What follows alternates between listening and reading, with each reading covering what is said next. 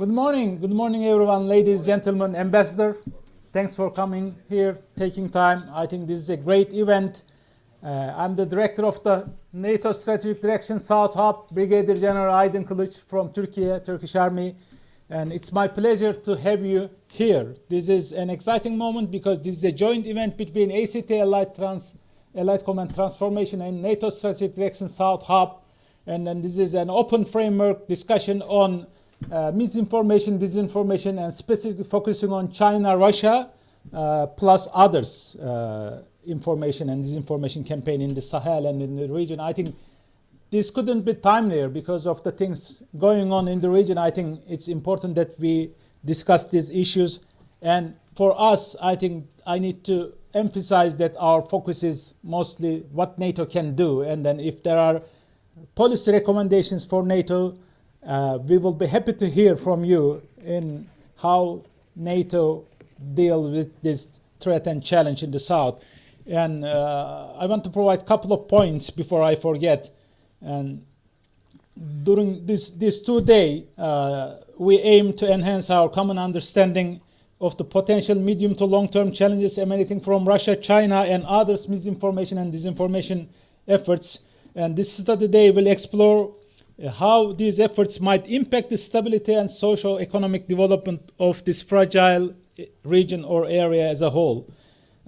We have the presence of distinguished regional subject matter experts from Sahel as well as from allied nations.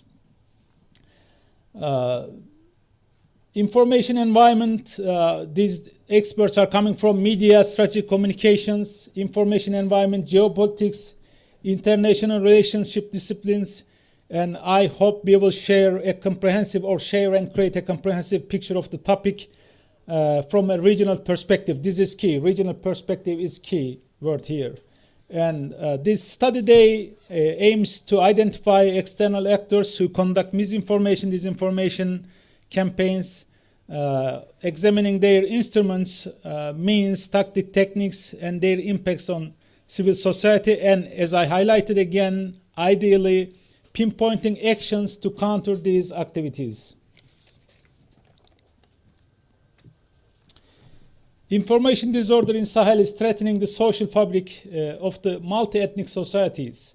While the problem is not new, the current phase is particularly challenging, given the scope of the manipulation, the ease with which information can be shared, the multiplicity of techniques adapted to do so, and the proliferation of actors, individuals, state and non-state actors, foreign governments, and specialized companies. Social media content is not confined to the internet. Recognizing and understanding the ways with which spreads, infiltrates, and influences conventional media and other word-of-the-mouth communication is vital to improve the understanding of information ecosystem throughout the Sahel region, where the social media can act as pavement radio, with members of communities gathering around a single phone together. This increasing the blurred overlap means that the content moves between online and offline spaces in ways that are not always possible to track. However, it is critical that they be recognized and given how they influence and reinforce each other. For example, fake news, often centered on ethnic and religious identity, has been influential in shaping narratives in Sahel. Information disorder is enabling authoritarian regimes in the Sahel to set and control narrative that enforces their governance approach. It is also being weaponized by authoritarian governments beyond the region to advance regime continuity through the disruption of credible flows of information and the deliberate spreading of disinformation. For instance, Russia influence operations in Africa have been documented as presenting Russia as the savior and the West as the colonial enemy. Russia has been funding fake news websites. Pro-Russian television stations have made efforts to recruit local political consultants who show up on media and media programs, and they speak positively on the role Russia is playing in the region. Russian influence on ordinary residents is shown by the number of people bearing Russian flags and banners or wearing Russian-themed shirts during protests in the region. Chinese Communist Party, in short CCP, is the second most prolific African-wide sponsor of disinformation. However, CCP approach is more institutionalized and heavily invested in laundering official CCP narratives through licensing and training agreements with African media. Information disorder is pushing citizens into polarized echo chambers that are further breaking down the fabric of social fabric and fueling hostility and violence. False information online in Sahel has led to outbreaks of violence along religious and ethnic lines. Terrorist groups and non-state armed actor groups are also exploiting the disinformation ecosystem to recruit, expand, and become organized in ways that undermine democracy. Disinformation is becoming a factor shaping election process and outcomes in the Sahel. Political actors and supporters of political parties use cloned fake news websites and cyber warriors to market party candidates and boost voter turnaround in parties' favor. Disinformation is also used to confuse voters by overwhelming the voter with information and conflicting information. This is also evidence of fake news being used to suppress votes by reducing turnout during the elections.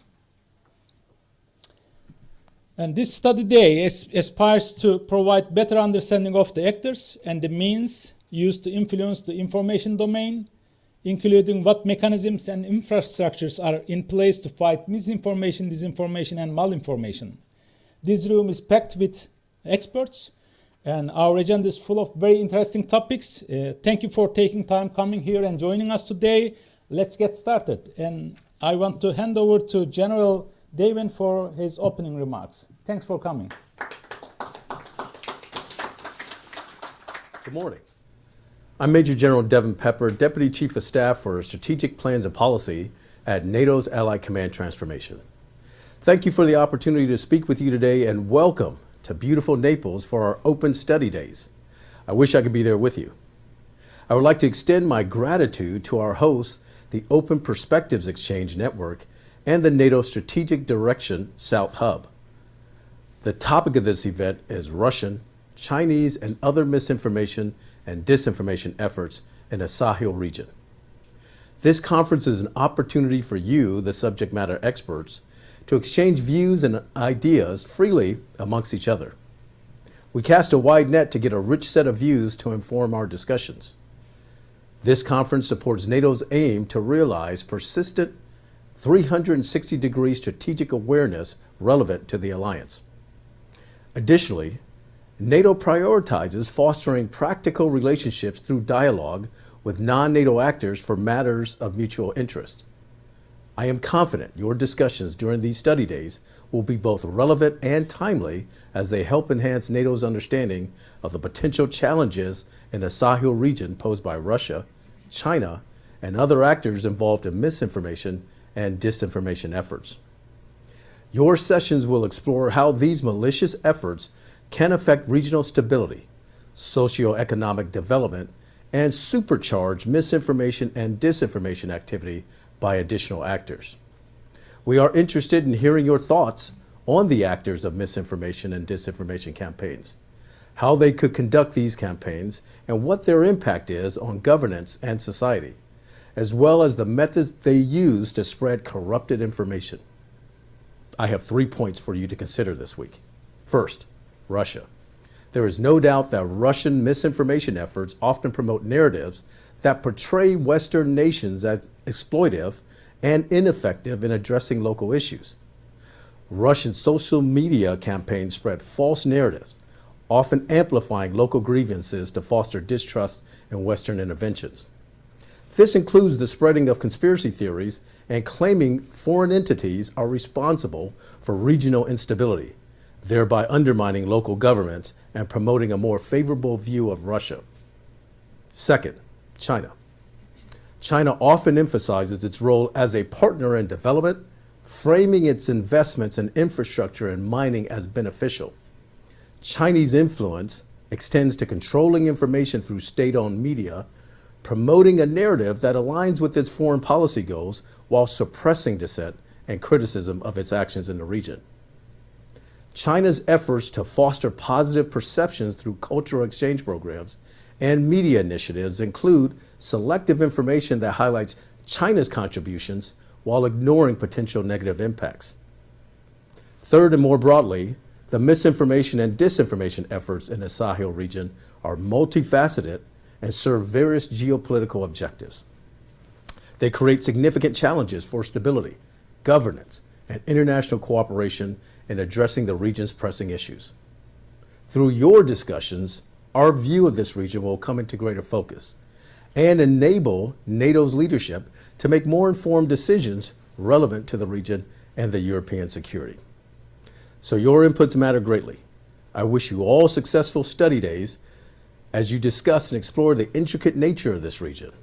I also want to thank you in advance for sharing your knowledge and expertise generously as we work together to improve security and understanding throughout the Sahel. Thank you.